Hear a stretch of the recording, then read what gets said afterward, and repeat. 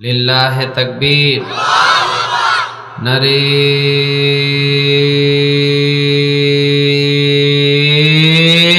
তাকবীর। আল্লাহ আমাদের তাকবীরগুলোকে তুমি কবুল করে নাও। রাসূল বলেন, কেউ যদি রাতের বেলা কোরআন শোনার জন্য অল্প একটু সময় ব্যয় করে তো 1 ঘন্টায় 60 বৎসর নফল ইবাদতের নেক আল্লাহ তার আমলনামায় জমা করে দেয়। কোরআন হলো বড় দামি কিতাব। কোরআনের চাইতে পৃথিবীতে আর কোনো দামি কিতাব নাই। সব চাইতে দামি কিতাবের নাম একটা, নামটা কি বলে? কোরআন। এর চাইতে দামি কিতাব পৃথিবীতে একটাও। এই জন্য আল্লাহ রাব্বুল আলামিন নিজেই বলছেন, ইন্নাহু লাকুরআনুন কারীম।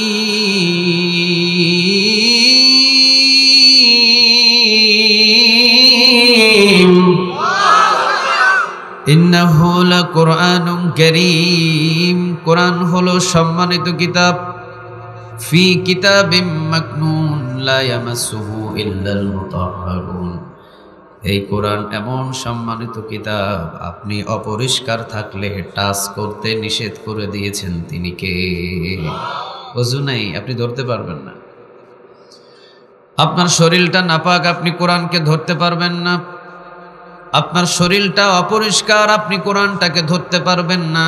যদি পরিষ্কার পরিচ্ছন্নতা অর্জন করতে পারেন, কোরআনটাকে ধরার এবং টাচ করার অনুমতি দিয়েছেন তিনি কে?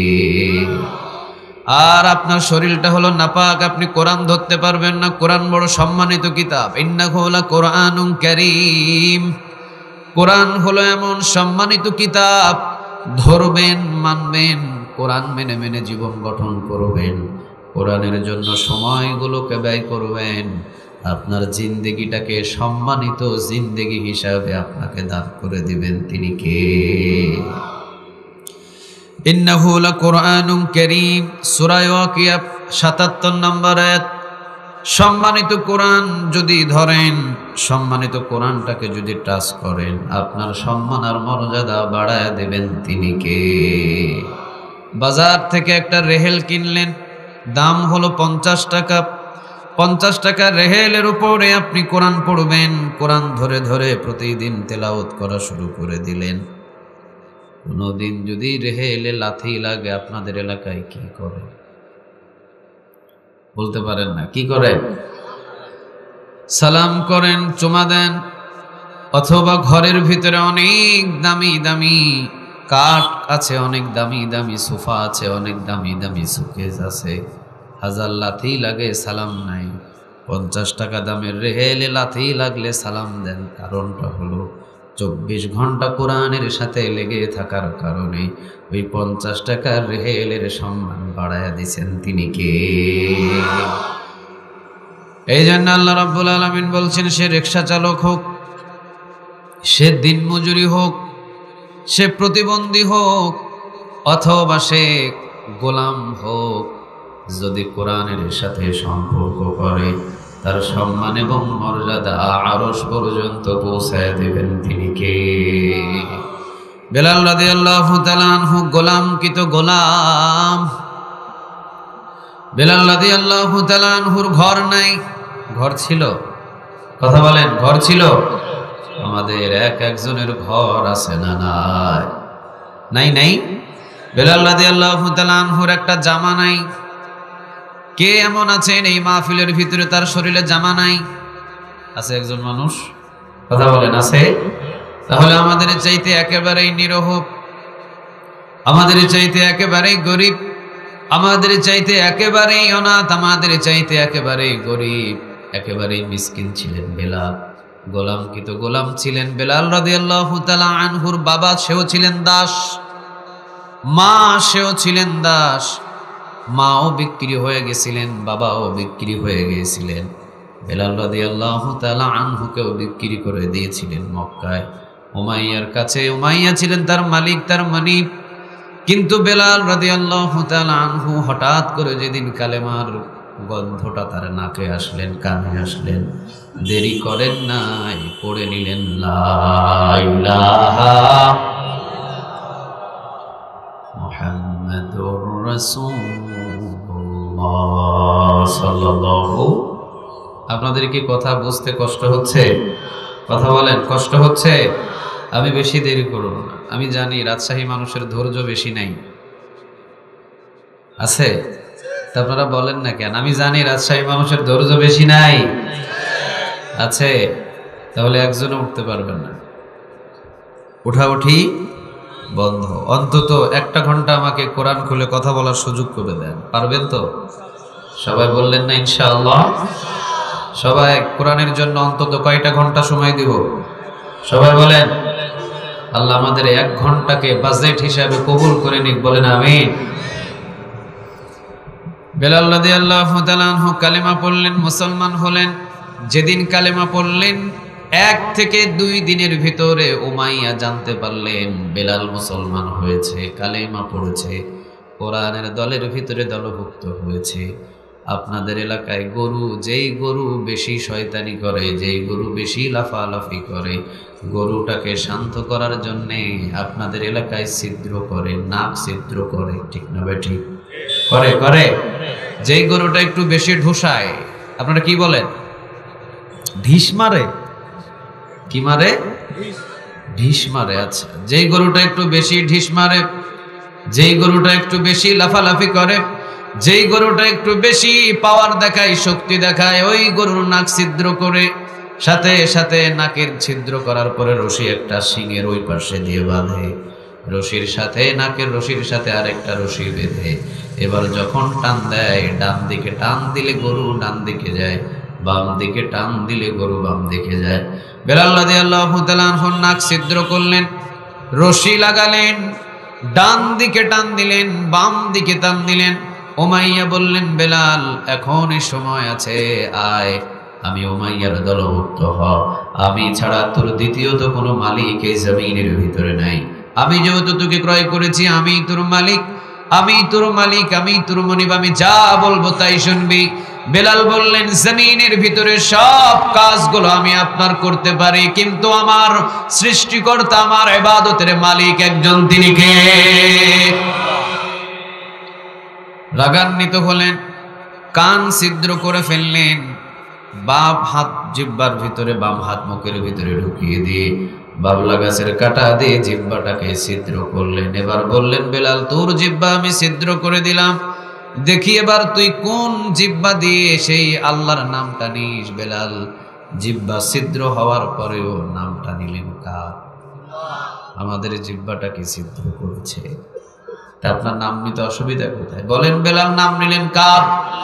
আরো জোরে আওয়াজ দিয়ে বলেন কার? ডাক দেন তো দেখি, আল্লাহ। আর একটু জোরে বলেন আল্লাহ, আরো একটু জোরে বলেন আল্লাহ। আল্লাহর নাম আসতে নেবেন না, সব জায়গায় বীর পুরুষের মতো নাম নেবেন কার?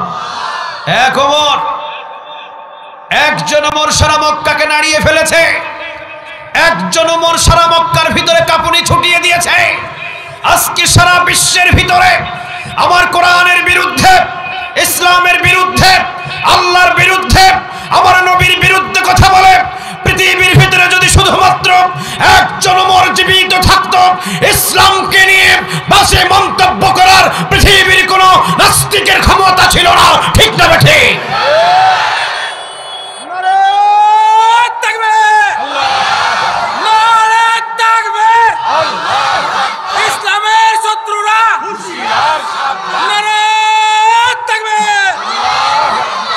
কয় ওমর দরকার? আরো জোরে বলেন, কয় ওমর? সারা মক্কাকে নাড়া দিয়ে ফেলেছে। কোথায় আবু জেহেল, আবু লাহাব, উতবা, শাইবা, মুগীরা, আবু সুফিয়ান, সব নেতা একদিকে, ওমর আল্লাহর নামে তাকবীর দিচ্ছে একাই একদিকে। সুবহানাল্লাহ বলবেন না? সারা বিশ্বের সমস্ত কাফের আজকে উস্কানি দেয়, সারা বিশ্বের সমস্ত নাস্তিক আজকে উস্কানি দেয়। নাস্তিক, ইহুদি, খ্রিস্টান, বৌদ্ধ, হিন্দু সব মিলে তারা একত্রিত হয়েছে শুধুমাত্র বিশ্বের ভিতরে মুসলমানদেরকে ধ্বংস করার জন্য। কয়েকজন কইছে ঠিক,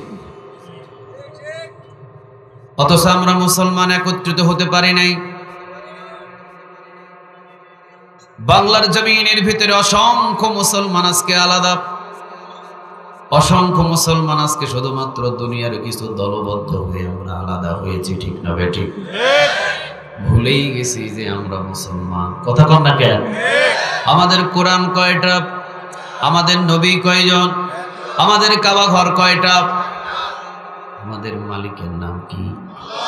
আওয়ামী লীগ ভাইদের মালিকের নাম কি? বিএনপি ভাইদের মালিকের নাম কি? জামাত ইসলাম ভাইয়ের মালিকের নাম কি? জাতীয় পার্টি ভাইয়ের মালিকের নাম কি? সরমনাই ভাইদের মালিকের নাম কি? সারসিনা ভাইদের মালিকের নাম কি? সুন্নি ভাইদের মালিকের নাম কি? সবার যদি মালিকের নাম আল্লাহ হয়, তাহলে আল্লাহর বিরুদ্ধে যখন নাস্তিকেরা ঘোষণা দেয়, সবাইকেই তো মাঠে নামা দরকার, ঠিক না বেঠিক? মনে রেখে দিও মুসলমান, বাংলার জমিনের ভিতরে কঠিন ভাবে ষড়যন্ত্র চলছে। রাজশাহীর ভূমিতে এসে একটা কথা বলে দিয়ে যায়, তোমাকে দুনিয়াতে পাঠানো হয়েছে কোরআনের পথটাকে আঁকড়ে ধরার জন্য। তোমাকে জমিনের ভিতরে সৃষ্টি করা হয়েছে ইসলামটাকে, ধর্মটাকে রক্ষা করার জন্য। তোমাকে জমিনে সৃষ্টি করা হয়েছে নবীর সম্মানটাকে রক্ষা করার জন্য। তোমার সামনে যদি নবীর বিরুদ্ধে কেউ কথা বলে, ইসলামের বিরুদ্ধে যদি কেউ কথা বলে, আল্লাহর বিরুদ্ধে যদি কেউ কথা বলে, কোরআনের বিরুদ্ধে যদি কেউ কথা বলে, জিহ্বাটাকে টেনে যদি না ছিঁড়তে পারো, আল্লাহর দরবারে তোমাকে জবাব দিতে হবে।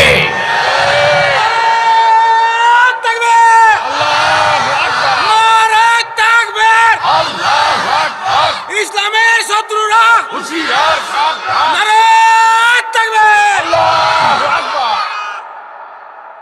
শুধু মুসলমান হয়ে গরুর গোশত খায়া দায়িত্ব পালন করবা, এটার নাম মুসলমান না। হিন্দুও গরুর গোশত খায়, খ্রিস্টানও গরুর গোশত খায়, বৌদ্ধও গরুর গোশত খায়। শুধু গরুর গোশত খায়া মনে করেন যে আমি মুসলমান, এই মুসলমানের সারে না কোনো দাম নাই। তোমার চোখের সামনে আমার ইসলামটাকে জবাই করে ফেলছে, এই জন্য গরুর গোশত খাওয়ার নাম শুধু মুসলমান নয়। শুধুমাত্র সপ্তাহে একদিন জুমার মসজিদে গিয়ে 2 রাকাত নামাজ আদায় করে পরিচয় দিলেন আমি মুসলমানের নাম মুসলমান নয়।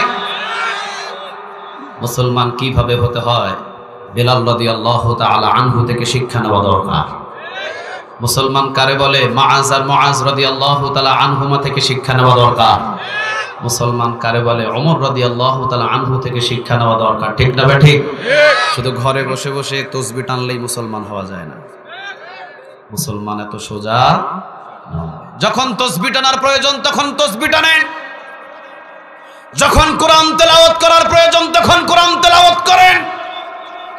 কারণ আমার রাসূলের চাইতে বেশি তাসবিহ পৃথিবীর কেউ পড়তে পারে নাই। আবু বকরের চাইতে বেশি কোরআন তেলাওয়াত পৃথিবীর কেউ করতে পারে নাই। কিন্তু তারা যখন তাসবিহ পড়ার দরকার তাসবিহ পড়েছে, নামাজে দাঁড়ানোর দরকার নামাজে দাঁড়িয়েছে, কোরআন তেলাওয়াতের দরকার কোরআন তেলাওয়াত করেছে। যখন হাতে তরবারি ধরার দরকার তরবারি ধরেছে, ঠিক না বেঠি? আর তুমি কোথাকার কোন কুতুব আইছো? তুমি 50 বছর পর্যন্ত তুমি ওই যে খানকায় ঢুকছো, তসবিহ টানালিয়া তসবিহ কালা হয়ে গেছে, তোমার তরবারি ধরার জন্য তোমাকে বাহির করা যায় না। এই সুযোগবাজ কিছু মানুষদের জন্য আজকে ইসলামকে নিয়ে বাংলাদেশে এত বেশি মাতলামি হচ্ছে, ঠিক না বেঠিক? আল্লাহ এগুলো থেকে আমাদেরকে হেফাজত করুক, বলেন আমিন। ভাই ইউনিট কি কেটে যাবে? যত জোরে জোরে কথা বলছি ইউনিটের সমস্যা হবে? এই চি চা করছে কেন এগুলো? হ্যাঁ,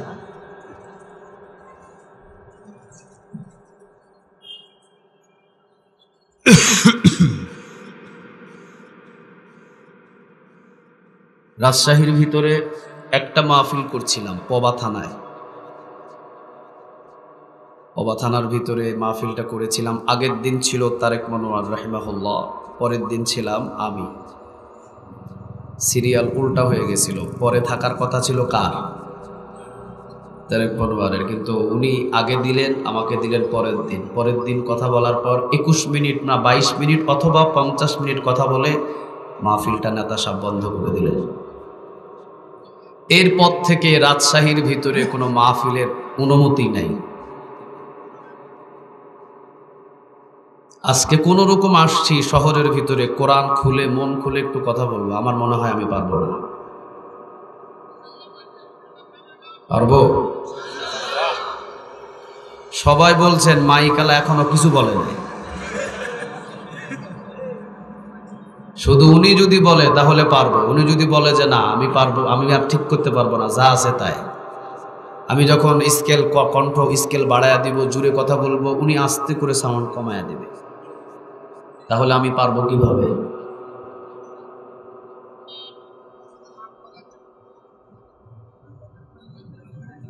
ঠিক আছে, এই যে এখন যেভাবে কথা বলছি এইভাবে থাকলে ঠিক আছে। আমি মাঝে মাঝে হাই স্কেলে উঠে যাব, কিন্তু কণ্ঠ কমানো যাবে। হ্যাঁ, আপনি চলে আসেন, এখানে আসেন, শুধু চা খাইবেন আপনি। এই যে চা আছে, আপনি এখানে আসেন, উঠে আসেন, একবারে ঠিকঠাক করে দিয়ে আপনি চলে আসেন। হ্যাঁ, যেভাবে আছে এভাবে চলবে, যেভাবে আছে এভাবে চলবে, ব্যাস। ওকে জি, আপনি অনেক দূর থেকে আসছেন, ঠিক আছে, মাদ্রাসার জন্য দিয়েছেন, ব্যাস আলহামদুলিল্লাহ, আল্লাহ কবুল করুক, বলেন আমিন।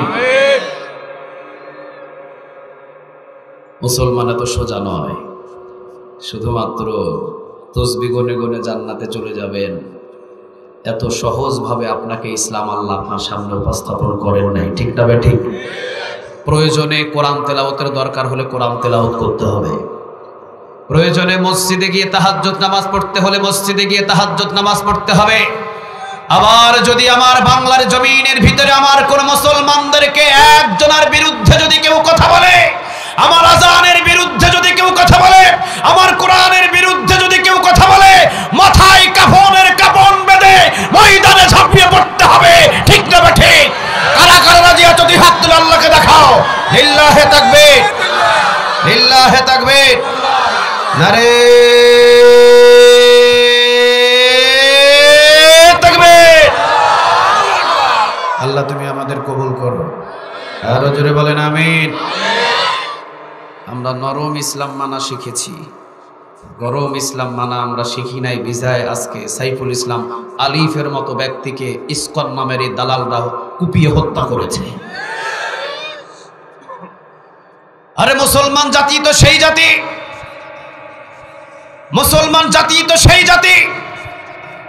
ওমর রাদিয়াল্লাহু তাআলা আনহু যখন 12.5 লক্ষ বর্গ মাইলের প্রেসিডেন্ট ছিলেন, বাঘ এবং হরিণ একই জায়গায় একই ঘাটে পানি খেয়েছে, বাঘের ক্ষমতা ছিল না হরিণের দিকে তাকানোর, ঠিক না বেঠে? আমরা ভুলে গেছি আমাদের পরিচয়, আমরা যে সারা বিশ্ব শাসন করেছি আমরা ভুলে গেছি, আমাদের মনে নেই অর্ধ পৃথিবী শাসন করেছে মুসলমান। সুবহানাল্লাহ বলবেন না? আমরা সেই বীর পুরুষ।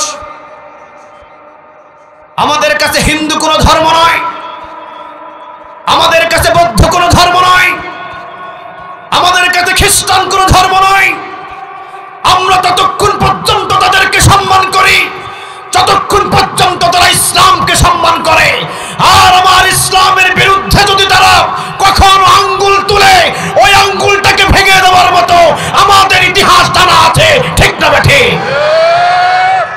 আমরা ভুলে গেছি, ভুলে গেছি আমরা যে আমরা কোন জাতি। এই জন্য জায়গায় জায়গায় আমাদেরকে মারে, কোনো বিচার নাই।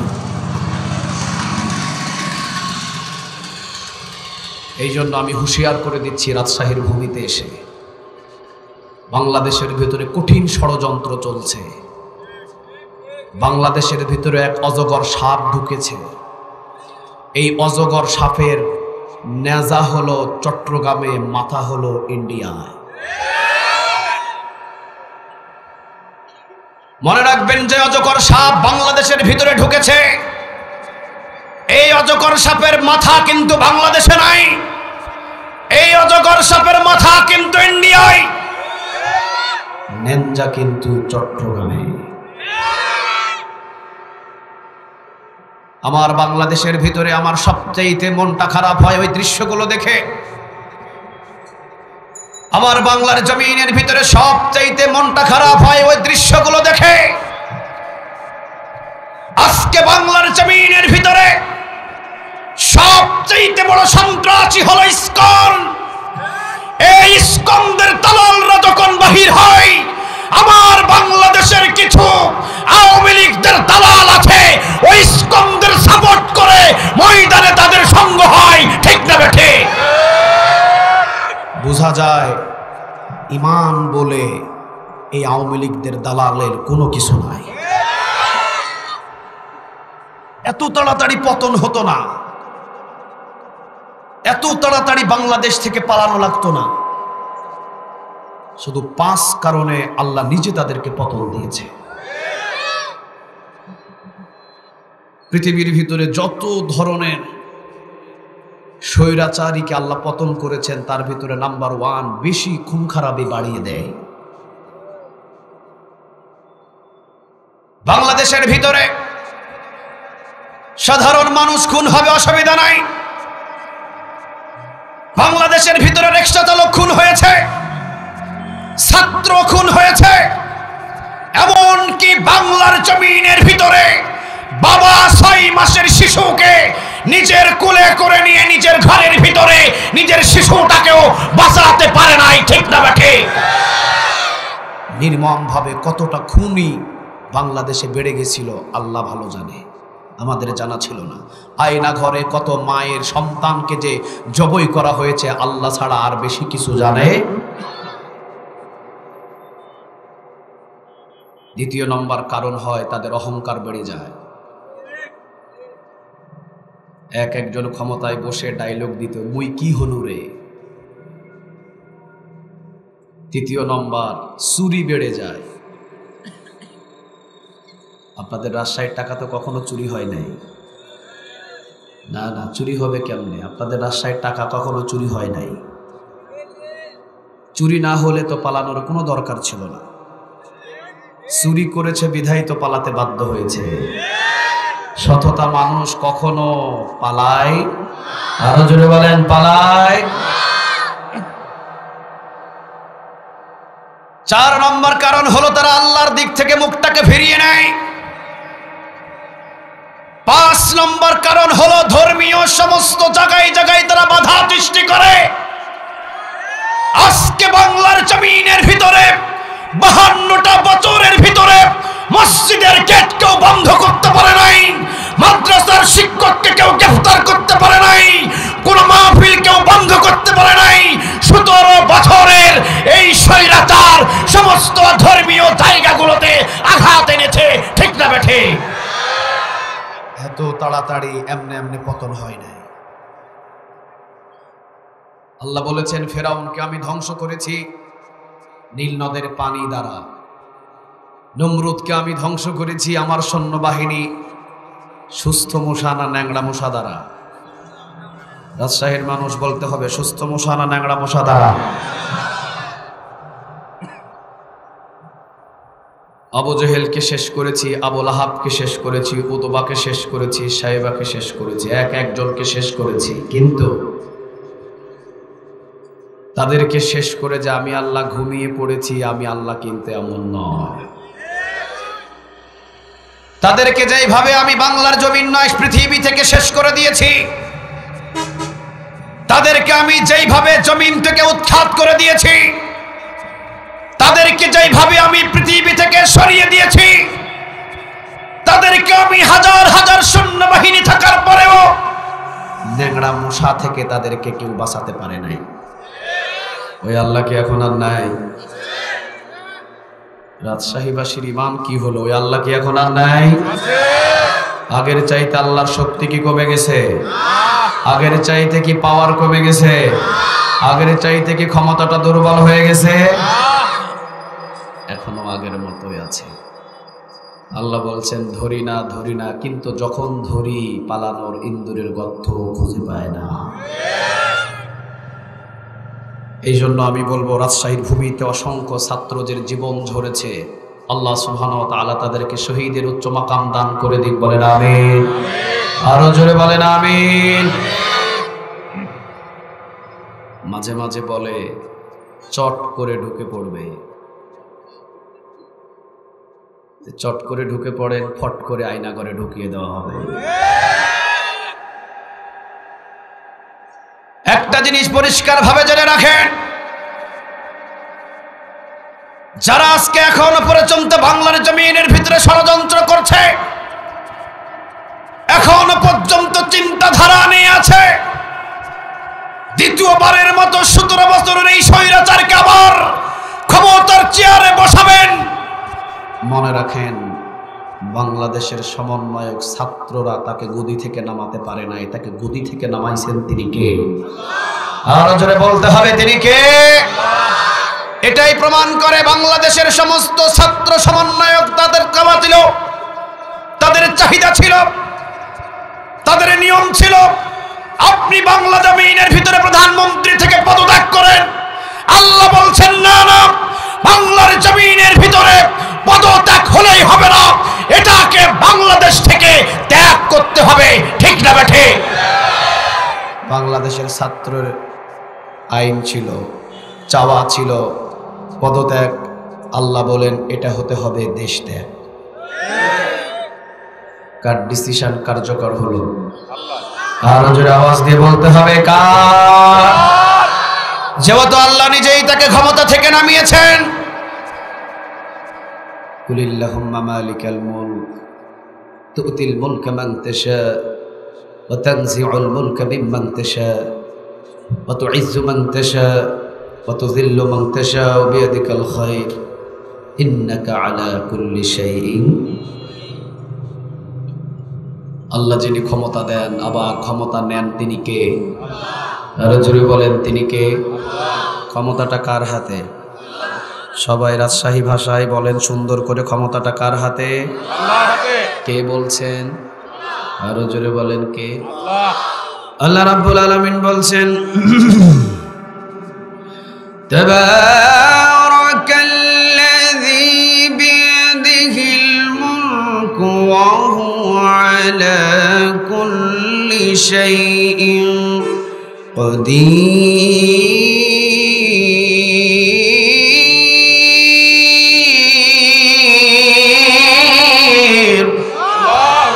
আল্লাহ রাব্বুল আলামিন নিজেই বলছেন তাবারাকাল্লাযী, বরকতময় আল্লাহ, বিয়াদি মানে হাত বুঝিয়েছেন, মুলক মানে রাজত্ব বুঝিয়েছেন আল্লাহ রাব্বুল আলামিন। আল্লাহ রাব্বুল আলামিন নিজেই বললেন তাবারাকাল্লাযী বিয়াদিহিল মুলক, বরকতময় আল্লাহ, আমি আল্লাহর হাতের উপরে রাজত্ব আমি রেখে দিয়েছি। কিছুদিনের জন্য আমি শুধু মানুষদেরকে রাজত্ব এলাকা ভিত্তিক দিয়ে থাকি আর তাদেরকে পরীক্ষা করতে থাকি। যখন তারা জুলুমি শুরু করে দেয়, যখন তারা আমি আল্লাহ রাব্বুল আলামিনকে ভুলে যায়, যখন আমি আল্লাহ রাব্বুল আলামিনের দিক থেকে মুখটাকে ফিরিয়ে নেই, আমি আল্লাহ রাব্বুল আলামিন জুতা পিটা করে, বেইজ্জত করে, অসম্মান অপদস্থ করে ক্ষমতা থেকে নামায়া দেন তিনি কে? কার কথা এটা? আরো জোরে বলেন কার? বাড়িতে গিয়ে 29 পারার প্রথম নাম্বার সূরা মুলক খুলবেন এবং প্রথম নাম্বার আয়াতের তাফসীর গুলো ভালোভাবে পড়বেন। দেখবেন ক্ষমতা আল্লাহ নিজের হাতে রেখে দিয়েছেন।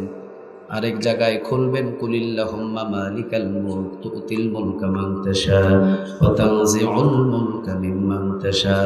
খুলবেন বাড়িতে গিয়ে আল্লাহ রাব্বুল আলামিন বললেন ক্ষমতা আমি দিই, আবার ক্ষমতা থেকে আমি আল্লাহ রাব্বুল আলামিন তাকে টেনে হিসড়ে নামাই। ওয়া তুইজ্জু মান তাশা ওয়া তুযিল্লু মান তাশা বিয়াদিকাল খায়র ইন্নাকা আলা কুল্লি শাইইন কাদির।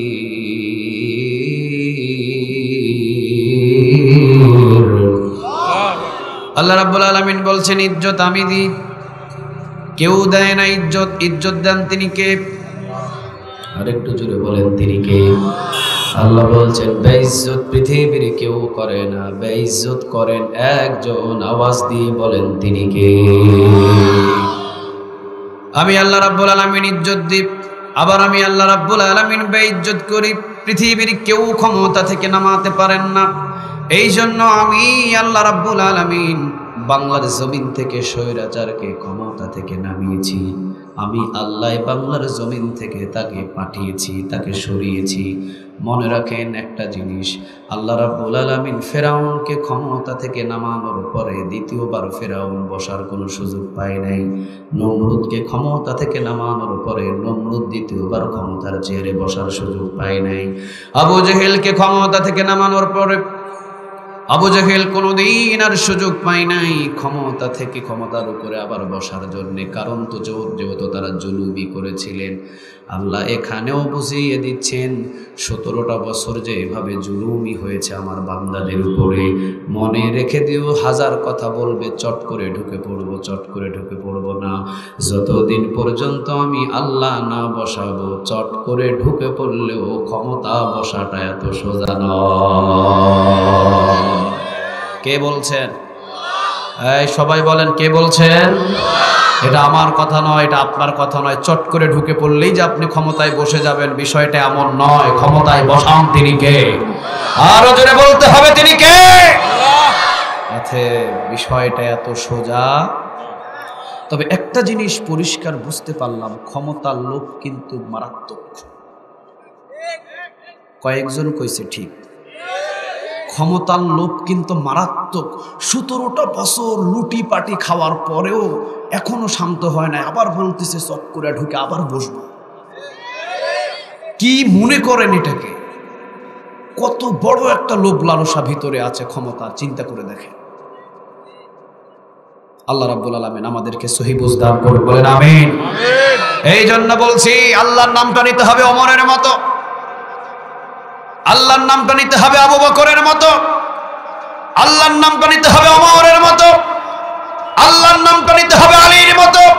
বীর পুরুষ ছিলাম আমরা, এখনো বীর পুরুষ আছি, ভবিষ্যতেও ইসলামের জন্য বীর পুরুষের পরিচয় দিব ইনশাআল্লাহ। আল্লাহ আমাদের সবাইকে কবুল করুন, বলেন আমিন। সব জায়গায় মহব্বত চলবে, ইসলামের বিরুদ্ধে কথা বললে কোনো মহব্বত। আমার মসজিদ ভাঙতে আসবে আর আমি তার দিকে তাকায়া মুস্কি হাসি দিব, এই ঈমান নিয়ে বসবাস করার কোনো দরকার নেই। আমার মসজিদ ভাঙতে আসবে, ভাঙতে আসার আগে তার হাতটাকে আমি কিভাবে ভেঙে দিব আমাকে সেই চিন্তা ভাবনা করতে হবে, ঠিক না ঠিক?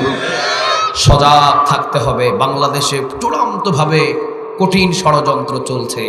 আল্লাহ রাব্বুল আলামিন যেন আমাদের এই সকল ষড়যন্ত্র থেকে সবাইকে একত্রিত হয়ে এই বাংলার জমিনে রক্তপাত না ঘটিয়ে সবাই একসাথে মিলে মিশে বসবাস করার তৌফিক দান করুক, বলেন আমিন।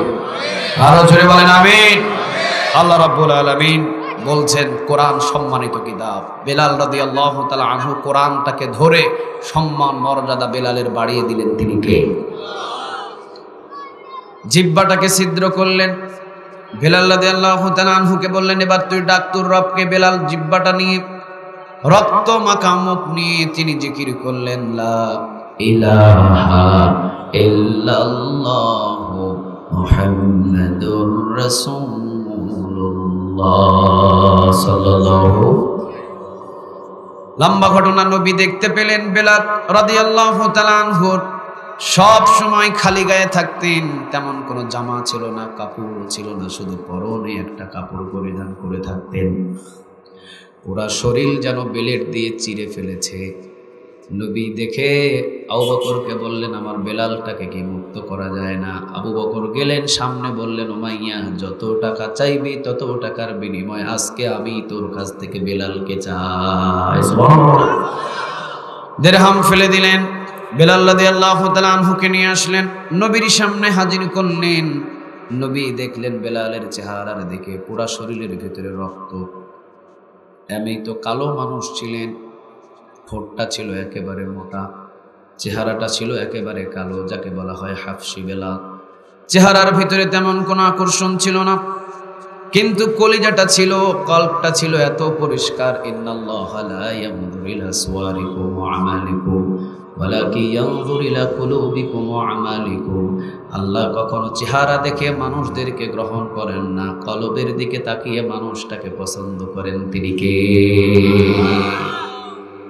চেহারা বড় ফিটফাট, ভিতরে কিন্তু সদরঘাট। আসতে বলেন ঠিক। চিন্ময় কৃষ্ণদাস ইস্কন্দে যে প্রভু যাকে মানে তারা ইস্কন্দের যে প্রভু চিন্ময় কৃষ্ণদাস, চেহারাটা একেবারে সাদা ফকফকা, মাথা সহ পাছা সহ সাদা, কথা বল না কেন? ভেতরটা একেবারে কয়লার চাইতো কালো, ঠিক না বেঠিক? এই জন্য বেলাল রাদিয়াল্লাহু তাআলা আনহুকে নবী শরীর মুছে দিলেন আর বেলালকে সান্ত্বনা দিলেন এই বলে যে বেলাল চিন্তা করো না, জমিনের ভিতরে যেহেতু রক্ত পড়া শুরু হয়েছে, এই জমিনের ভিতরেই অল্প সময়ে কোরআনের পতাকা পথ করে উড়ে যাবে। আজকে আমরা কোরআন মানতে গিয়ে অনেক রক্ত দিয়েছি, কোরআন মানতে গিয়ে অনেক একজন তাফসীর কারকদেরকে শহীদ হতে হয়েছে, ঠিক না বা ঠিক? কোরআন মানতে গিয়ে অনেককে শহীদ হতে হয়েছে, অনেককে ফাঁসির কাস্টে ঝুলতে হয়েছে, অনেক আলেমদের কোমরের ভিতরে রশি লাগানো হয়েছে, অনেক বিএনপি ভাইদের নেতাদেরকেও শহীদ করে দেওয়া হয়েছে। যেমন চট্টগ্রামের সালাউদ্দিন কাদের চৌধুরী যেমন তেমন নেতা না, যেমন তেমন নেতা না, কিন্তু উনি চট্টগ্রামের সালাউদ্দিন কাদের চৌধুরী কোনো দোষ নাই। এত বড় ধনাঢ্য ব্যক্তি ছিলেন চট্টগ্রামের সালাউদ্দিন কাদের চৌধুরীদের পরিবার, যেই সময় রিকশা করে বাংলাদেশের প্রধানমন্ত্রীরা চলাফেরা করতেন, ওই সময় সালাউদ্দিন কাদের চৌধুরীর পরিবার থেকে সালাউদ্দিন কাদের চৌধুরীরা 4 চাকার গাড়ি চালাতেন। আলহামদুলিল্লাহ বলবেন না? সম্পদ পৃথিবীর কেউ দেয় না, সম্পদ দেওয়ার মালিক কে? আরো জোরে বলেন। সালাউদ্দিন কাদের চৌধুরী হক কথা বলতেন, সত্য কথা বলতেন, ভালো কথা বলতেন, পার্লামেন্টে দাঁড়িয়ে কাউকে রেখে কথা বলতেন না, যেটা সত্য সেটা বলতেন, আঙ্গুল দেখিয়ে দেখিয়ে সব দেখে কথা বলে দিতেন। এই আঙ্গুল দেখিয়ে দেখিয়ে কেন কথা বলেছেন, কেন হক কথা বলেছেন? এই জন্য চুর চুরি করেছে তাকে চুর বলবো, এটা কি দোষ? কথা বলেন, এটা কি দোষ? সালাউদ্দিন কাদের চৌধুরী এইরকম নির্মম একজন নেতাকে ফাঁসি দিয়ে হত্যা করে ফেলে, কোনো বিচার? কথা বলেন, কোনো বিচার? বাংলার জমিনের ভিতরে কাদের মোল্লার মতো একজন সৈনিককে হত্যা করলেন, নিজামের মতো একজন সৈনিককে হত্যা করলেন। আল্লামা সাঈদী রাহিমাহুল্লাহকে 13 বছর জেলখানায় রাখার পরে যেদিন বাহির হবেন এমন ভাবে তিনি হাসি দিলেন, মনে হয় পরিপূর্ণ সুস্থ মানুষ, ঠিক না বেঠিক? পরিপূর্ণ সুস্থ মানুষ। 1 ঘন্টার ভিতরে আবার খবর দিয়ে দিলেন উনি ইন্তেকাল করেছেন। মেডিকেল সায়েন্স থেকে পরীক্ষা করার জন্য সাঈদী সাহেবের লাশ দেওয়া যায় নাই, লাশও তারা দেয় নাই, তার কাছে কোনো ডাক্তারকে যাওয়ার সুযোগ দেওয়া হয় নাই। পরবর্তীতে জানা গেল নাভির ভিতরে বিষ পুশ করেছিলেন, নাভির ভিতরে বিষ পুশ করে পুরা শরীরের ভিতরে বিষ দিয়ে তাকে দুনিয়া থেকে শেষ করে দেওয়া হয়েছে। বাংলার জমিনের ভিতরে এইভাবে নির্মমভাবে একজন কোরআনের সৈনিকদেরকে যারা বিদায় করে দিয়েছেন, মনে কইরেন না যে চট করে বাংলার জমিনে ঢুকে পড়লে আপনাকে ক্ষমতার চেয়ারে বসিয়ে দেওয়া হবে না। আপনি বাংলার জমিনে যত মায়ের বুক খালি করেছেন, না হিসাব দেওয়া পর্যন্ত বাংলার জমিনে একবার ধরতে পারলে আপনাকে ছাড় দেওয়া হবে না। শাপলা চত্বরে কত হাফেজদের রক্ত ঝরিয়েছেন হিসাব নাই, পিলখানায় কত সেনাবাহিনী বিডিআরের রক্ত ঝরিয়েছেন কোনো হিসাব নাই, ব্রাহ্মণবাড়িয়ায় কত আলেমদের রক্ত ঝরিয়েছেন কোনো হিসাব নাই, রাজশাহীর ভূমিতে কত ছাত্রের রক্ত ঝরিয়েছেন কোনো হিসাব নাই। আপনি চট করে ঢুকে পড়বেন আর আপনাকে মানুষ ক্ষমতায় বসায়া দিবে, এত সাহস কইরেন না, এত সোজা। কোথায় আওয়ামী লীগ, কোথায় কাদের কাকা, কোথায় গেল ওই জালেমদের গরম গরম কথা? কাদের কাকারে কি দেখা যায়? কথা বলেন, দেখা যায়? কই আছে উনি? কই? নারায়ণগঞ্জে বসবাস করি, মাঝে মাঝে নারায়ণগঞ্জের ভিতরে অনেক আওয়াজ আমরা শুনতে পেতাম। নারায়ণগঞ্জের ভিতরে এমন একজন নেতা ছিল, এক রাতে ৭২ রাকাত তাহাজ্জুদ নামাজ পড়ে। চিন্তা করে দেখেন, আমি জীবনে কোনোদিন ৭২ রাকাত তাহাজ্জুদ পড়তে পারিনি। উনি এমন নেতা, মুছ ছাড়া দাড়ির কোনো খবর নাই। কথা কন না কেন? মুছ ছাড়া দাড়ির কোনো খবর নাই, শুধু আছে হাইব্রিড জাতীয় মুছ। কিন্তু একটা দাড়িও আপনি খুঁজে পাবেন না, মাইক্রোসফট যন্ত্র দিয়েও একটা দাড়ি আপনি তার খুঁজে পাবেন না। কোন ব্লেড দিয়ে যে কামায় আল্লাহ ভালো জানে। অথচ উনি বলেন ৭২ রাকাত ৭১ রাকাত উনি প্রতি রাতে তাহাজ্জুদ নামাজ পড়ে। প্রতি রাতে যদি ৭১ রাকাত ৭২ রাকাত তাহাজ্জুদ নামাজ পড়ে, তাহলে বেচারা চুরি করে কোন সময়? এটাই তো আমার সন্দেহ। ৭২ রাকাত নামাজ পড়তে তো সারা রাত লাগবে, চুরি করে কোন সময়? সম্পূর্ণ জবানে যা আছে তাই বলেন। আসলে জমিনের ভিতরে ১৭টা বছর এত মিথ্যা কথা বলেছে। শয়তান বলে আমিও এতদিন মিথ্যা কথা বলতে পারিনি। শয়তান বলে আমি শয়তান, কিন্তু ২০২২, ২৩, ২৪ সালে এমন একটা শয়তান আমি বাংলাদেশে দেখেছি, এত মিথ্যা কথা বলে আমি শয়তান পর্যন্ত তাদের কাছে হার মানছি। কথা কন না কেন? আমি শয়তান পর্যন্ত তাদের কাছে হার মেনেছি। একজন মানুষও কোনো ভোট ক্যাম্পে গিয়ে ভোট দেয় না, অথচ প্রকাশ করে হাজার হাজার মানুষ ভোট দিছে। শয়তান কয় আমারে যে আল্লাহ কি জন্য শয়তান বানাইছে আমি বুঝি না। শয়তান তো বাংলাদেশে ঘরে ঘরে।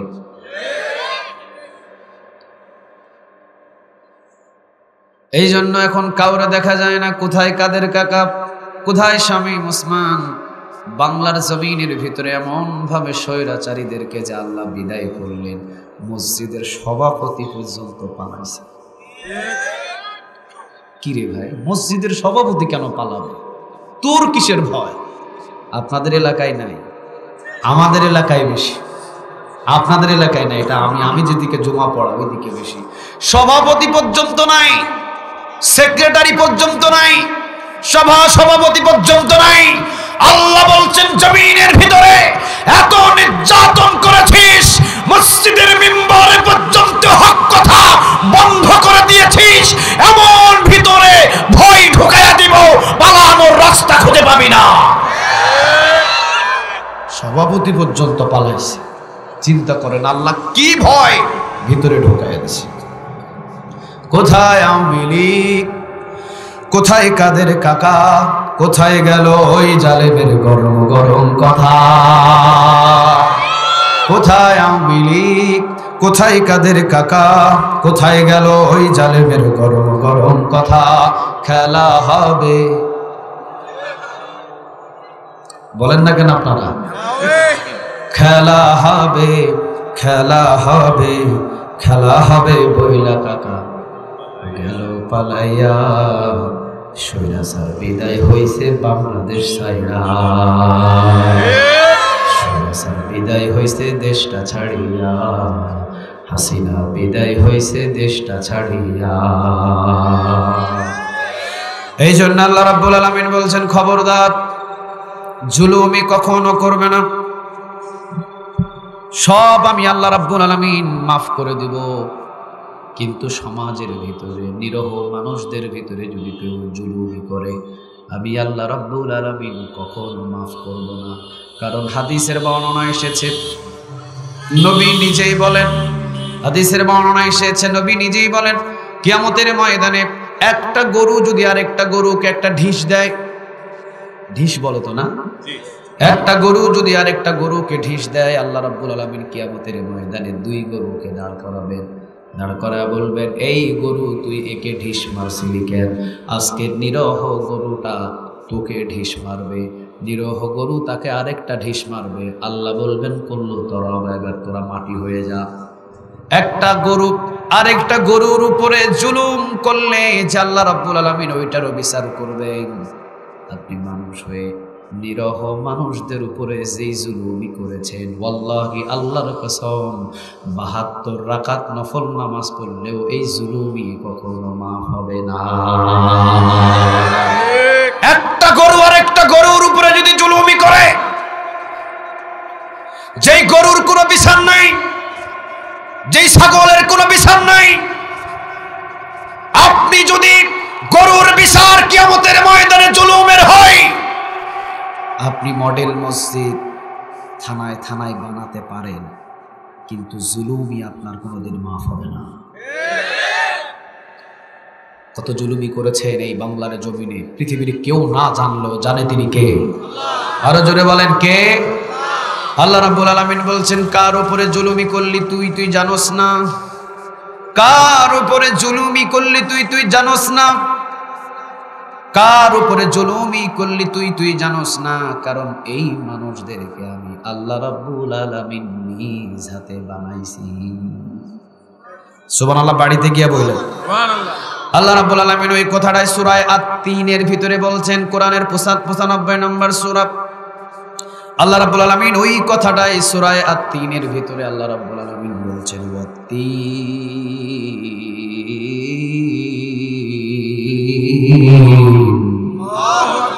আল্লাহ রাব্বুল আলামিন বলছেন, ওয়াত-তিনি ওয়াজ-যাইতুনি ওয়া তুরি সিনিন ওয়া হাযাল বালাদিল আমিন।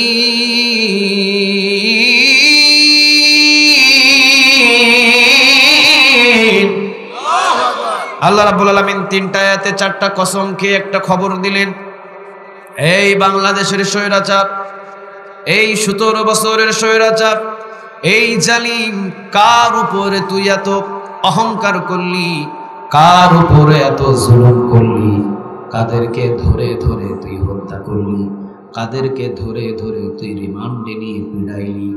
এমনকি ছোট্ট মানুষ শফিকুল ইসলাম মাদানী, বয়সটা বেশি না, আমাদের লেভেলের হবে, ছোট্ট শফিকুল ইসলাম মাদানী, ছোট মানুষ, প্রতিবন্ধী বলা যাবে না, পরিপূর্ণ সুস্থ, কিন্তু সাইজে ছোট মানুষ। শফিকুল ইসলাম মাদানীকে চিনেন না আপনারা? শফিকুল ইসলাম মাদানী ছোট মানুষ। এই মানুষটা কথা পর্যন্ত এই 17 বছরের পাওয়ারফুল নেতা সহ্য করতে পারে নাই। বোঝা যায় বাহিরে কিন্তু নেতাগিরি দেখায়, ভিতরে ছোট মানুষটার কথা হজম করতে পারে না, ভিতরটা একেবারে জিরো। কথা কন না কেন আপনারা?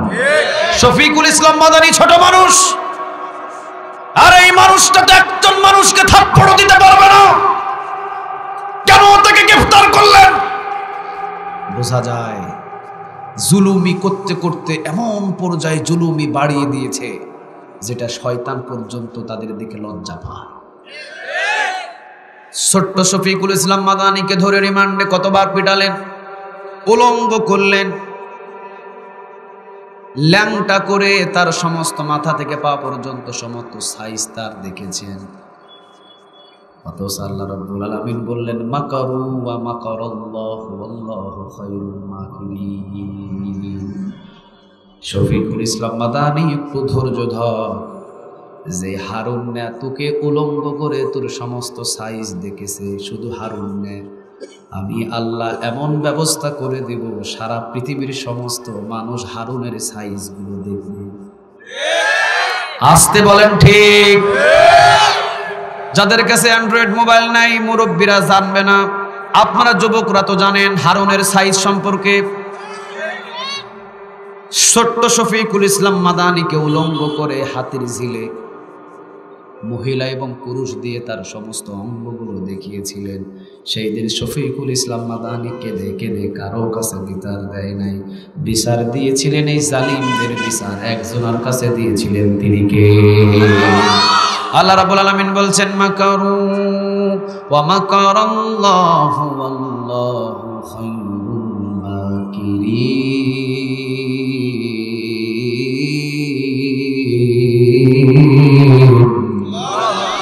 আল্লাহ বলছেন, এই শফিকুল ইসলাম মাদানী, এই হারুন কত বড় মক্রবাজ, তার চাইতে বড় মক্রবাজ একজন, তিনি কে? শুধুমাত্র হারুন না তোর নিজের সাইজ দেখেছে, উলঙ্গ করে তোর পুরুষাঙ্গ দেখেছে। মনে রাখি সেই হারুনের পুরুষাঙ্গ শুধুমাত্র বাংলাদেশের মানুষ দেখবে তা না, সারা বিশ্বের ভিতরে তাকে উলঙ্গ করে ছেড়ে দিয়েছেন, তিনি কে? আল্লাহ কি এখন আর নাই? একটু আওয়াজ দিয়ে বলেন রাজশাহীর মানুষ, আল্লাহ কি এখন আর নাই? আল্লাহ রাব্বুল আলামিন এবার এই জালিমদেরকে বলছেন, এই জালিম, সূরা ৩ খুল, সূরা ৩ খুলে একটু জ্ঞান দিয়ে পড়, কার উপরে জুলুমি করছিস তোরা কি জানিস না? আল্লাহ রাব্বুল আলামিন বলছেন, ওয়াত-তিন, ৩ ফলের কসম, ওয়াজ-জাইতুন, জাইতুন ফলের কসম। হতে পারে ৩ এবং জাইতুন যেই জমিনে হয় ওই জমিনের কসম, বাইতুল মুকাদ্দাসের কসম খাইছেন, তিনি কে? হতে পারে সূরা ৩ মানে ওয়াত-তিন, ৩ ফলের কসম আল্লাহ খাইলেন, ওয়াজ-জাইতুন, জাইতুন ফলের কসম ২ কসম, ৩ কসমে খাইলেন, ওয়াতুর সিনিন, তুর পর্বতের কসম, যেই তুর পর্বতে মূসা আলাইহিস সালাম কথা বলেছিলেন একজন মালিকের সাথে, তিনি কে? মূসা আলাইহিস সালাম জুতা পরে উঠতে চাইলেন, আল্লাহ বললেন খবরদার, জুতা পরে উঠতে পারবা না, জুতা খোলো। জুতা খুললেন, এরপরে পা উঠালেন, আল্লাহ রাব্বুল আলামিনের সাথে কথা বললেন তুর পর্বতের, সেই তুর পর্বতের কসম ৩ নম্বরে খাচ্ছেন, তিনি কে? এবার আল্লাহ রাব্বুল আলামিন ৪ নম্বরে কসম খাচ্ছেন, ওয়াহাদাল বালাদিল আমিন।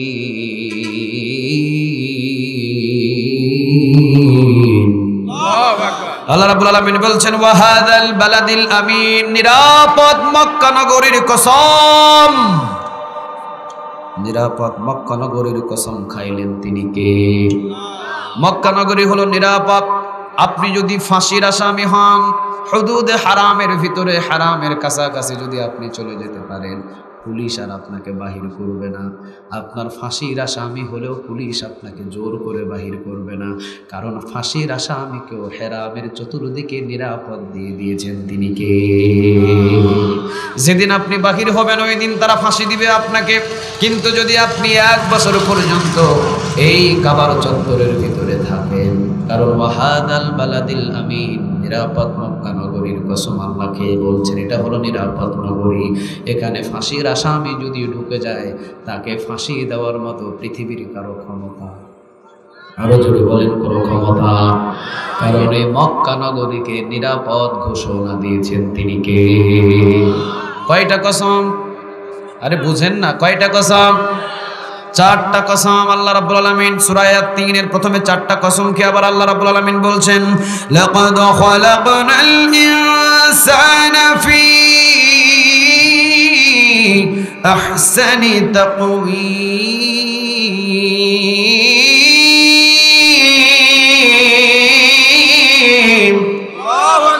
আল্লাহ রাব্বুল আলামিন বলছেন, লাকাদ খালাকনাল ইনসানা ফি আহসানি তাকওয়ীম।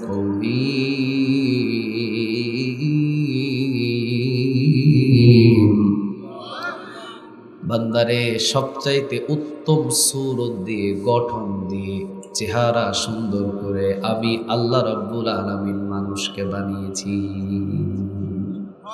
হয় নাই? সুবহানাল্লাহ, হয় নাই? সুবহানাল্লাহ। আর একটু আওয়াজ দিয়ে বলেন সুবহানাল্লাহ, আর একটু জোরে বলেন সুবহানাল্লাহ।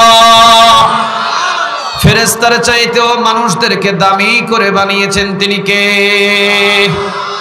পৃথিবীর ভিতরে যত কিছু সুন্দর দেখেন, সব সুন্দরের চাইতে মানুষকে সুন্দর করে বানাইছেন, তিনি কে? ওই যে চন্দ্র দেখেন, ওই চন্দ্র থেকেও কিন্তু মানুষ সুন্দর, ঠিক না বেঠি? ওই যে চাঁদ, ওই যে তারা, এমনকি পৃথিবীতে যা কিছু আল্লাহ রাব্বুল আলামিন সৃষ্টি করেছেন, সব কিছুর চাইতে মানুষকে সুন্দর অবয়ব, সূরত, গঠন দিয়ে বানাইছেন, তিনি কে? একটা গরু কিন্তু আর একটা গরুর মতো হয়, কথা কন না কেন? একটা গরু কিন্তু আরেকটা গরুর মতো হয়, একটা ছাগল কিন্তু আরেকটা ছাগলের মতো হয়, একটা হরিণ কিন্তু আরেকটা হরিণের মতো হয়, একটা রুই মাছ কিন্তু আরেকটা রুই মাছের মতো হয়, একটা কাতলা মাছ কিন্তু আরেকটা কাতলা মাছের মতো হয়। একজন মানুষ কি আর একজন মানুষের মতো হয়? আরেকটু জোরে বলেন হয়। আল্লাহ বলছেন কেন হয় না? লাকাদ খালাকনাল ইনসানা ফি আহসানি তাকওয়িম। মুফাসসিরিনে কেরাম বলছেন মানুষদেরকে সুন্দর অবয়ব গঠন দিয়ে সুরত দিয়ে নিজ হাতে বানাইছেন তিনি কে? বড় যত্ন করে বানিয়েছেন, বড় মহব্বত করে বানিয়েছেন, বড় মহব্বত যত্ন এবং বড় কাজ করার জন্য বানিয়েছেন। বড় যত্ন করে মহব্বত করে মানুষকে নিজ হাতে বানিয়েছেন তিনি কে? আর আপনি জমিনে মানুষ হয়ে আর একজন মানুষকে দিনে দুপুরে ধরে ধরে পিড়াবেন আর আল্লাহ সহ্য করবে, এতটাই সহজ? কথা বলেন না কেন এতটাই সহজ? আল্লাহ প্রথম বছর দেখলেন দ্বিতীয় বছর দেখলেন না, তৃতীয় বছর দেখলেন না, চতুর্থ বছর দেখলেন না, ভালো লাগে না, পঞ্চম বছর দেখলেন 6 নম্বর, 7 নম্বর, 8 নম্বর, 10 নম্বর, 11, 12, 13, 14, 15, 16 বছরে দেখলেন মানুষদেরকে ধরে ধরে মেরে মেরে শেষ করে দিচ্ছে। আল্লাহ বললেন আর সুযোগ নাই, যেহেতু লাকাদ খালাকনাল ইনসানা ফি আহসানি তাকওয়িম, এত সুন্দর করে মহব্বত করে আমি আল্লাহ রাব্বুল আলামিন মানুষকে বানিয়েছি। আর এই মানুষকে যে স্বৈরাচার ধরে ধরে পাখির মতো গুলি করে করে মারে, সুযোগ নাই, তাড়াতাড়ি হেলিকপ্টার রেডি কর। আরে তাড়াতাড়ি হেলিকপ্টার রেডি কর, তাড়াতাড়ি হেলিকপ্টার রেডি কর। আর বেশি দেরি নাই। 17 বছর আমি আল্লাহ রাব্বুল আলামিন দেখেছি পাখির মতো গুলি করে করে মানুষকে মারছিস তুই। শাপলা চত্বরের ভিতরে এতভাবে মানুষ মেরেছেন। মানুষ মারার পরে সবাইকে একে একে করে উঠায় নেয়। মাটি দেখবেন রাস্তা বানানোর সময় একটা মেশিন আছে, ব্লেড, নিচে ব্লেডের মতো, এইটা দিয়ে ঠেলে ঠেলে সমস্ত পাথরগুলোকে একবারে সমান করে মিলে দেয়।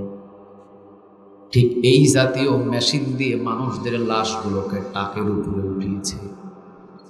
কোন জায়গায় যে ফেলেছে কেউ জানে না, জানে তিনি কে। কাদেরকে হত্যা করেছিল? যাদের 2 সিনার ভিতরে কোরআন, ঠিক না বেঠিক? কত হাফেজ, কত আলেমদেরকে হত্যা করেছে। পিলখানায় কতজন মানুষকে হত্যা করলেন। মানুষকে যখন পাখির মতো করে গুলি করে মারলেন, বাংলার জমিনের ভিতরে একটা রয়্যাল বেঙ্গল টাইগারের সম্মান ছিল, বাংলার জমিনের ভিতরে একটা সিংহের সম্মান ছিল, কিন্তু একজন মানুষের সম্মান ছিল না, ঠিক না বেঠিক? এত নির্মম ভাবে মেরেছেন, অথচ সব পৃথিবীর সব কিছুর চাইতে মানুষকে সুন্দর করে অবয়ব গঠন দিয়ে নিজ হাতে বানিয়েছেন তিনি কে? আরো জোরে বলেন তিনি কে?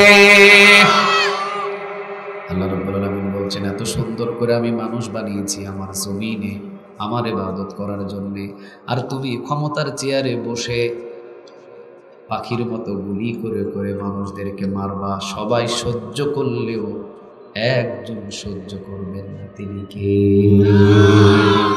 এই জন্য আল্লাহ রাব্বুল আলামিন বলছেন এই মানুষ আমি তোকে নিজ হাতে বানিয়েছি, তুই 1000 গুনাহ করলেও আমি তোকে ভালোবাসি, কিন্তু মনে রাখিস তোর উপরে যদি কেউ জুলুমি করে আমি আল্লাহ রাব্বুল আলামিন কিন্তু সহ্য করব। আরো জোরে বলেন সহ্য করব। কারণ তোদের উপরে 17টা বছর যেইভাবে জুলুমি করা হয়েছে আমি আল্লাহ দেখেছি। এই জন্য 17টা বছর দেখার পর আমি আল্লাহর সহ্য না হয় এমন পরিস্থিতি দাঁড় করিয়েছি, বাংলাদেশ তাকে ত্যাগ করে দিয়েছি। সুবহানাল্লাহ বলবেন না? শুধুমাত্র যে বাংলার জমিনের ভিতরে স্বৈরাচার বিদায় হলো এমনটা নয়, ভবিষ্যতেও যদি কেউ এসে মানুষদের উপরে জুলুম করে তাদেরকেও এইভাবে বিদায় করে দিবেন তিনি কে?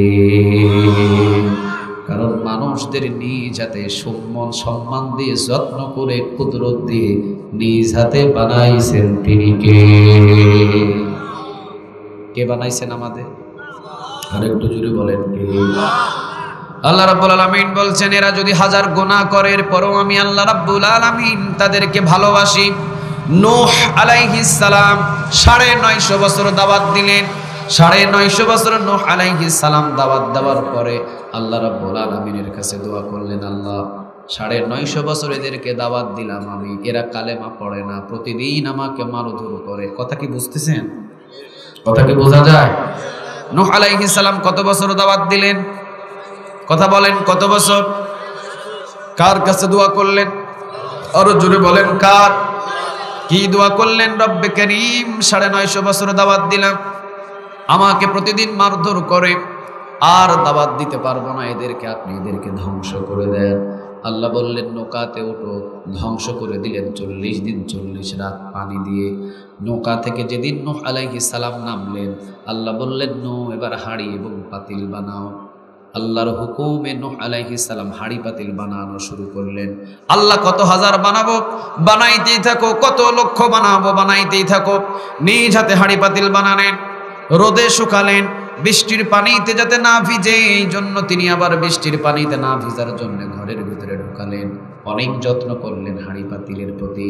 আল্লাহ হঠাৎ করে একদিন ডাক দিয়ে বললেন নূহ হাতের যে লাঠি আছে লাঠিটা দিয়ে সব হাঁড়ি পাতিলগুলো ভেঙে দাও।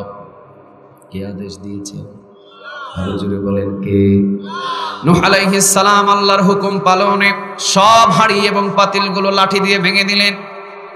মন খারাপ করে বসে আছেন, আল্লাহ রাব্বুল আলামিন ডাক দিলেন নূহ, এই নূহ মন খারাপ কেন?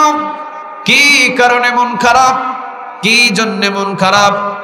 নূহ আলাইহিস সালাম বললেন, রব্বে করিম কি জন্য আপনি আমাকে হাঁড়ি পাতিল বানাইতে বলছিলেন, আর কি জন্যই বা আমাকে ভাঙতে বললেন? কিছুই বুঝলাম না। এত কষ্ট করে হাঁড়ি পাতিল বানালাম, এত শ্রম দিলাম, ঘাম ঝরালাম, রোদের ভিতরে শুকালাম, বৃষ্টির পানিতে যাতে না ভিজে ঘরের ভিতরে ঢুকালাম, এত কষ্ট করে বানালাম, হঠাৎ করে আপনি বললেন হাতের লাঠি দিয়ে ভেঙে দাও। সব হাঁড়ি পাতিলগুলো ভেঙে দিলাম, বড় ব্যথা লাগছে আল্লাহ, বড় কষ্ট লাগছে। আল্লাহ রাব্বুল আলামিন বললেন নূহ তোমার হাঁড়ি পাতিলে যখন ভাঙছিলা, তোমার হাঁড়ি পাতিলকে যখন ভাঙছিলা, তোমার হাঁড়ি এবং পাতিল কি দৌড়ে দৌড়ে পালাইছে? নূহ আলাইহিস সালাম বললেন না ইয়া রব, দৌড়ে দৌড়ে পালাই নাই। তুমি যখন তোমার হাঁড়ি এবং পাতিলকে ভাঙছিলা তখন কি তোমার এই হাঁড়ি পাতিল তোমার কাছে হাত জোড় করে জীবন ভিক্ষা চাইছে? কয় না, ভিক্ষা চাই নাই। তুমি যখন হাঁড়ি এবং পাতিলগুলো ভাঙছিলা তখন কি তোমার হাঁড়ি পাতিল তোমার কাছে আকুতি মিনতি করেছে? না, করে নাই। হাঁড়ি পাতিলগুলো বানিয়েছো, কয়দিন খাওয়াইছো তুমি? না, একদিনও খাওয়াই নাই। আল্লাহ রাব্বুল আলামিন বললেন সাধারণ 6 মাস হাঁড়ি পাতিল বানিয়ে ভাঙার পর যদি তোমার এত ব্যথা লাগে, আমি 950 বছর আমার বান্দাদেরকে খাওয়ায়া তুমি বললা ধ্বংস করে দাও, আমি আল্লাহ ধ্বংস করে দিয়ে কি আমি আল্লাহর কলিজায় ব্যথা লাগে না? সে যতই গুনাহ করুক এরপরও তাকে ভালোবাসেন তিনি কে? কত গুনাহ হয়েছে আপনার? কত গুনাহ, কত হাজার গুনাহ, কত শত গুনাহ? 50 বছর গুনাহ করেছেন, কোনোদিন আপনার গুনাহ আল্লাহ কখনো কাউকে পরিষ্কারভাবে জানায় নাই। আপনার নিজের গুনাহ আপনার বিবি জানে না, আপনার ছেলের গুনাহ আপনি জানেন না। প্রত্যেকের গুনাহগুলোকে আলাদা আলাদা ভাবে গোপন রেখে দিয়েছেন তিনি কে? কেন গোপন রেখে দিয়েছেন জানেন নাকি? কোনো একদিন যদি মসজিদের কোনায় বসে যদি আল্লাহকে বলেন আল্লাহ আর কোনোদিন গুনাহ করব না, আমাকে মাফ করে দাও, আল্লাহ বলে 50 বছরের গুনাহ এক তাওবাতে আমি আল্লাহ মাফ করে দিব। কেন মাফ করে দিব? লাকাদ খলাকনাল ইনসানা ফি আহসানি তাকওয়িম, সবচাইতে সুন্দরভাবে অবয়ব গঠন দিয়ে সুরত দিয়ে নিজ হাতে আমাদের বানাইছেন তিনি কে? গুনাহ করবেন, তাওবা করবেন, মাফ হয়ে যাবে। আপনার উপরে যদি কেউ জুলুমি করে, আপনি বিচার না নিলেও বিচার নেবেন তিনি কে? আরো যদি বলেন তিনি কে? নমরুদ কিন্তু কম বড় ডাকাত ছিলেন না, আল্লাহর পয়গম্বরকে আগুনের ভিতরে ফেলেছিলেন, ঠিক না বেঠিক? বাংলার জমিনের ভিতরে স্বৈরাচারও কিন্তু কম ডাকাত না। তাফসীর কারক কোরআনের মাহফিল যারা করেন তাদেরকে ধরে ধরে জেলখানায় ভরেছে। ফেরাউন নবীকে জেলখানায় ভরেছে, নমরুদ নবীকে জেলখানায় ভরেছে, আর বাংলার জমিনের ভিতরে স্বৈরাচারও কিন্তু ধর্ম প্রচারক, ইসলাম প্রচারক আলেম ওলামাদের ধরে ধরে কোমরে রশি বেঁধে জেলখানায় ঢুকাইছে। কোনো তফাৎ? আরো জোরে বলেন, কোনো তফাৎ? এই জন্য আল্লাহ বলছেন, লাকাদ খালাকনাল ইনসানা ফি আহসানি তাকওয়িম, সবচাইতে অবয়ব গঠন দিয়ে, সূরত দিয়ে আমি আল্লাহ রাব্বুল আলামিন মানুষদেরকে সুন্দর করে বানাইছি। সুবহানাল্লাহ বলেন। আল্লাহ রাব্বুল আলামিন বলছেন আবার পরের আয়াতে, সুম্মা রাদাদনাহু আসফালা সাফিলিন, এই মানুষ হুঁশিয়ার, যত সুন্দর করে বানিয়েছি এত সুন্দর চেহারা কিন্তু সারা জীবন থাকবে না। তোমার এই চেহারা কিন্তু আমি আল্লাহ আবার একের পর এক কেড়ে নিব। এই চুল কালো দিছিলাম, চুলটারে সাদা বানায় দিবেন তিনি কে? এই চামড়া টাইট দিয়েছিলাম, এই চামড়া আবার ঝুলায়া দিবেন তিনি কে? এই হাতে এমন শক্তি দিয়েছিলাম, 50 কেজি বাজার রাজশাহী সিটির মসখান থেকে বাজার করে 50 কেজি বাজার হেঁটে হেঁটে বাড়িতে নিয়ে গেছে। কিন্তু আজকে 50, 60, 70, 80 বছর বয়স, লাঠি দিয়ে নিজে হাঁটতেও পারে না। এই হাতের শক্তি নিয়ে নিলেন তিনি কে? আল্লাহ বললেন, সুম্মা রাদাদনাহু আসফালা সাফিলিন, আমি আল্লাহ যতই সুন্দর করে বানাই এই চেহারা সারা জীবন থাকবে না। ইউনিভার্সিটির ছাত্ররা বলেন, ইউনিভার্সিটির ছাত্রীরা বলেন, যত ছাত্র ভাই আছেন, যত ছাত্রী বোনেরা আছেন, সবার কাছে আমি নিউজটা দিয়ে যাই, এত সুন্দর করে যে চেহারাটারে আলতাসনু মাখায়া ঘোরাফেরা করেন পর্দা ছাড়া, মনে রাখবেন এই যৌবনটা যিনি দিয়েছেন, আবার এই যৌবনটা আস্তে আস্তে নিয়ে যাবেন তিনি কে? সুম্মা রাদাদনাহু আসফালা সাফিলিন, একবারে নিচ থেকে আল্লাহ নিচের দিকে নামাবেন। এই যৌবনের শক্তি আল্লাহ রাব্বুল আলামিন চিরস্থায়ী রাখবেন না, একের পর এক আল্লাহ রাব্বুল আলামিন যৌবনের শক্তিটাকে নিচে নামিয়ে নেবেন। তবে হ্যাঁ, সময় থাকতেই ইবাদত করতে হবে, সময় থাকতে যৌবন বয়সে গোলামি করতে হবে। কারণ মুরব্বী হয়ে গেলে যখন আমার বয়স হবে 80, 90, আমার যৌবনকালের শক্তিটারে নামায়া নিবেন তিনি কে? তবে আল্লাহ রাব্বুল আলামিন এখানে বলছেন, সবার শক্তি আমি কমাবো না, কিছু কিছু মানুষদের শক্তি আমি আল্লাহ রাব্বুল আলামিন রেখে দেব। তারা কারা? তারা হলেন ইল্লাল্লাযীনা আমানু ওয়া আমিলুস সলিহাতি ফালাহুম আজরুন গায়রু মামনুন ফালা ইউকাযযিবুকা বা'দু বিদ্দীন আলাইসাল্লাহু বিআহকামিল হাকিমিন। তারা হলো ওই ব্যক্তি যারা ঈমান এনেছে আমি আল্লাহর উপরে এবং নেক আমল করেছে আমি আল্লাহকে খুশি করার জন্য। তারা যত বৃদ্ধ হবে তাদের সম্মান এবং মর্যাদা আমি আল্লাহ বাড়ায়া দিব। কার উপরে ঈমান আনতে হবে? আর জোরে বলেন কার? নেক আমল করতে হবে একজনের জন্য, আওয়াজ দিয়ে বলেন তিনি কে? তো বানাবেন ঠিক, কিন্তু কলবের দিক দিয়ে তাদেরকে যৌবনকাল দান করে দিবেন তিনি কে? আল্লাহ আমাদের সবাইকে কবুল করুন, বলেন আমিন। আর একটু জোরে বলেন আমিন। কয়টা শিক্ষা পেলাম? মানুষদের উপরে কখনো জুলুমি করা যাবে না, কারণ মানুষদেরকে নিজ হাতে বানাইছেন তিনি কে? আবার নিজের যৌবনের শক্তি আছে বিদায় কখনো খারাপ কাজের সাথে জড়িত হওয়া যাবে না। এই যৌবন শক্তি একদিন ছিনিয়ে নিয়ে চলে যাবেন তিনি কে? সবার যৌবন শক্তি ছিনিয়ে যে আল্লাহ নিবেন এমনটা নয়। কিছু কিছু মানুষদেরকে আল্লাহ রাব্বুল আলামিন মৃত্যু পর্যন্ত যৌবন শক্তি দান করে দিবেন। তার প্রথম নাম্বার হলো যারা ইল্লাল্লাযীনা আমানু, ঈমান এনেছিল আল্লাহর উপরে, ওয়া আমিলুস সলিহাত, নেক আমল করেছিল আল্লাহর জন্য, তাদেরকে কিয়ামত নয় যতদিন জীবিত থাকবে তাদের যৌবন শক্তিটাকে ধরে রেখে দিবেন তিনি কে? কোন যৌবন শক্তি? কলবের শক্তি, কলবের শক্তি। দেখবেন যুবক বয়সে কিন্তু তাহাজ্জুদ নামাজে দাঁড়াতে পারে নাই। যখন বয়স হয়েছে 90, এই 90 বছর বয়সে কিন্তু দেখবেন ঠান্ডা পানি দিয়ে ওযু করে তাহাজ্জুদ নামাজে এই বৃদ্ধটা দাঁড়ায়া থাকে। বোঝা যায় যৌবন বয়সে কলবের শক্তি কিন্তু বেশি ছিল না, বৃদ্ধ বয়সে ওই মানুষের কলবের শক্তি বাড়ায়া দিয়েছেন তিনি কে? আল্লাহ আমাদের সকলকে সূরা আত-তিন থেকে কিছু বুঝে নেক আমল করার তৌফিক দান করুন। আরেকটু জোরে বলেন আমিন। তিনটা পয়েন্টে কথা বলেছিলাম। নাম্বার 1, জুলুমকারীকে কেউ মাফ করবেন না, তিনি কে? মানুষদের উপরে জুলুম করলে তাকে ছাড়বেন না, তিনি কে? মানুষদেরকে নিজ হাতে কুদরত দিয়ে বানাইছেন, তিনি কে? আবার এই যৌবন শক্তি ছিনিয়ে নিয়ে চলে যাবেন, তিনি কে?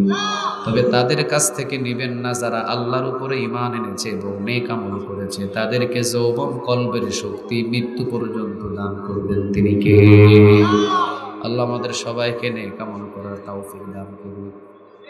আরো জোরে বলেন একটু আমিন। আখির দাওয়ানা আলহামদুলিল্লাহি রাব্বিল আলামিন। আসসালামু আলাইকুম ওয়া রাহমাতুল্লাহি ওয়া বারাকাতুহু।